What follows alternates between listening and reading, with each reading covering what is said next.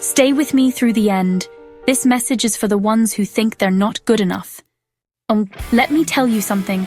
I wish someone told me sooner. You do not have to be perfect to make a difference. You don't need 1 million followers, straight A's, a six-pack, or a flawless personality.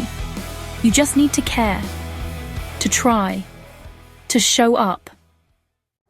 Perfection is a lie the world sells you. What actually matters is consistency, showing up even when it's hard. Because guess what? People don't connect to perfection. They connect to realness. They connect to your comeback, your honesty, your growth. Power comes from being genuine, not from pretending to be perfect.